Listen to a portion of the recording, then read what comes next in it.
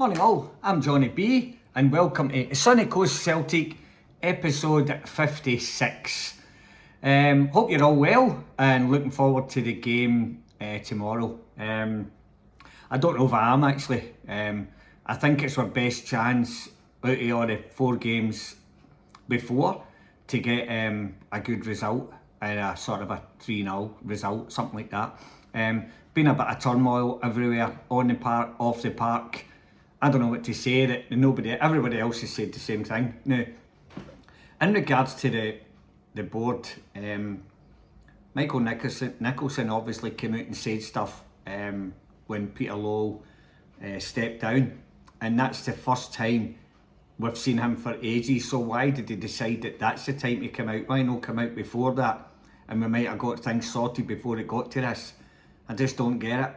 Dermot Desmond's the same. Now, I believe that they did have a meeting in regards to Wilfred Nancy and they've kind of backed him. My opinion is the reason they've backed him is because they don't want to make themselves look stupid because they brought him in the first place. Now I think it's not just one person that decides to bring him in. They've obviously had a meeting and went, aye, this is the right guy for the job. I just don't get how they came to that conclusion, because he looks well out of his depth, and I know there's a lot of managers came in over the past few years and years ago, and you think to yourself, what's going on here? They don't look like they're fitting in here. Look at the debacle over the road with Rankers over the last 2 years, or even more than that. But in regards to managers, it's been an absolute shambles, and it's because the board want to save face, and they don't want to go, well, if we bin him now, they'll say, well, that was a wrong choice for the start. So it's going to go on for another 5 or 6 weeks. I mean, Wilfred Nancy could come out and beat Aberdeen tonight, right? So they'll beat Aberdeen. Then they play the next game, they win the next game, then they get beat the next, then they win the next, then they get beat the next. How long is this going to go on for? We can recognise, all the fans can recognise he's not the right answer for us. And we're on the same boat here, so don't prolong it anymore. Don't wait till we lose another few games or draw. Look, if he loses this game tonight, is he going to be out in the morning? People will say, yeah, that's 5 games. Well, it should have been after the 3rd game or something. Why are we waiting 5 games? Is there a mark up there when they gave him a job? They said, look, if you don't win in 7 games, then you're gone. If you don't win, it's nonsense. How long are they going to give the guy? He just hasn't got it. And I know a lot of managers came in years ago and you're thinking, what's going on? But they had a bit more time, sorted out their own teams and all that. But he's struggling because he's got these players that can't play his system. He's changed it too quick. And it's sometimes, to me, it's not about systems, it's about players. Just, if the ball's there, don't worry about a system. Go and get it, go and beat a guy, do whatever you need to do. We can all make our own minds up once we're on the field. But once the game starts, you kind of depend on that guy shouting on instructions every 10 seconds of where you should be and where you shouldn't be. We've all played football. We know where we should be and we know where we shouldn't be.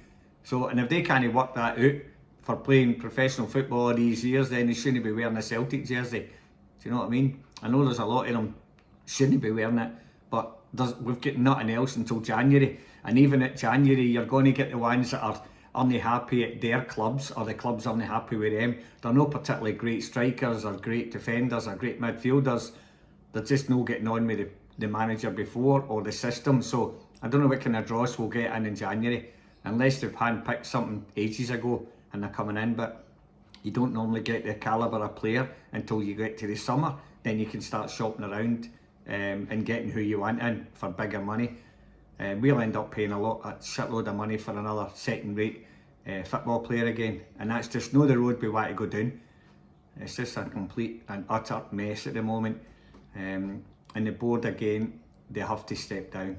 You can't have one person stepping down, they're all together. I bet you'd have said if one goes, we all go, or whatever. Well, the rest of you should go, because the best one on that board has walked away, and we're left with all the fucking dribble and dross at the end of it.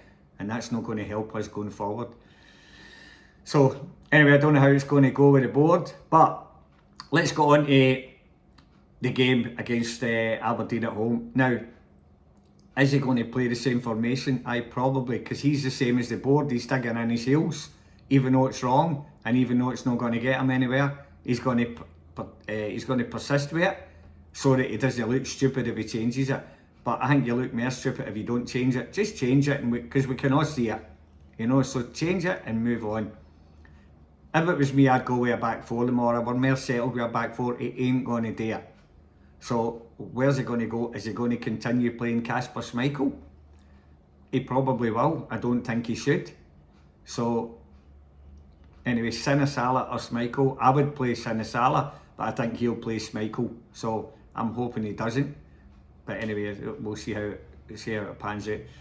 Now, I hope he doesn't go with Trusty, Scales and Tierney, because it's not working. You've got 3 left-footed players like at the back, and it's just the balance is all wrong. So I reckon he'll play Tony Ralston. If it was me, I'd play Donovan. This is a mess, isn't it?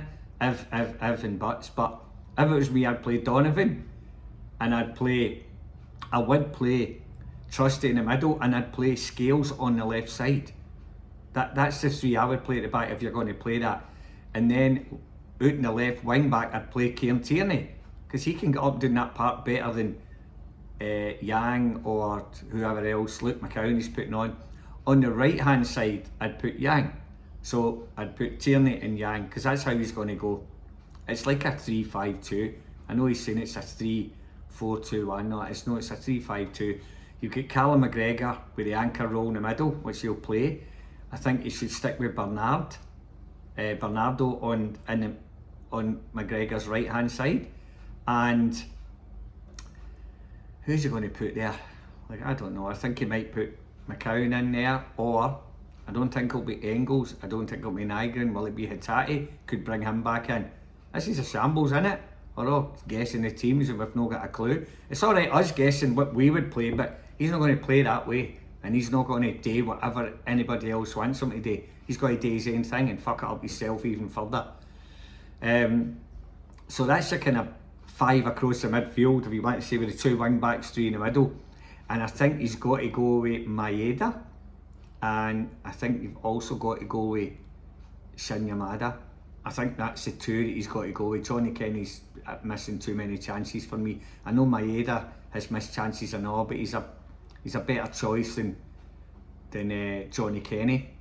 Shinyamada, I would give him a chance, because there's nothing else we've got in there that I can see. It's just absolutely hopeless. I know it sounds like it doesn't sound like a 3-5-2, but that's how he's going to go, and that's the way he is going. He's packing that midfield, but we're still losing the ball there.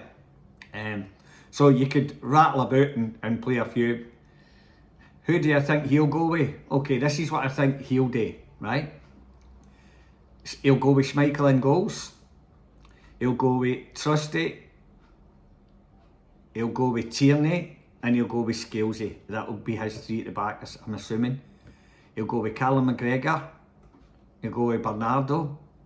And he'll go with Hatate. I think he'll then go with Luke McCown on one side and Yang on the other side.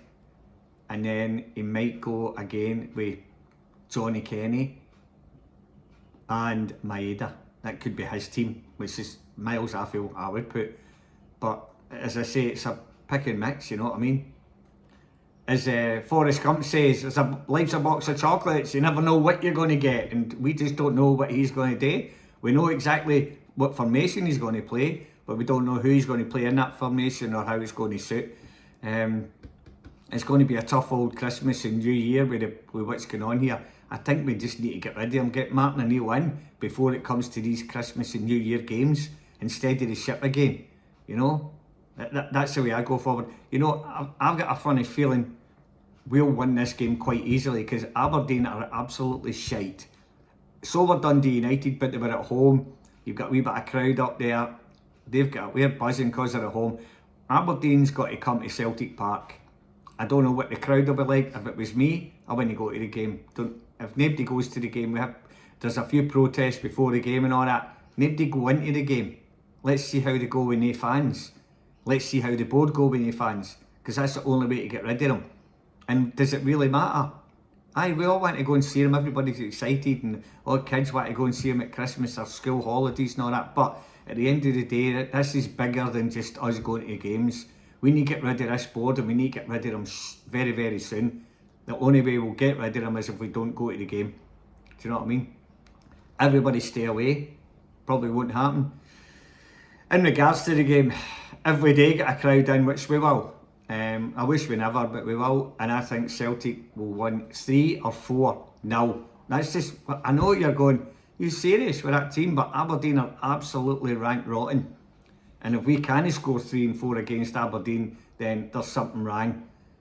The only thing is, if we win 3 or 4-0, the manager's going to get a reprieve for a while until his next defeat, because he'll have a wee bit of a booster and he'll say, I see this system works, but it'll only work because Aberdeen are absolutely garbage. So don't get too excited if we do win. I think we will. Don't get too excited. Remember, if you like what you hear or you don't like what you hear, press the subscribe button. And thanks to everybody who supported me anyway over the last few months. And hail, hail.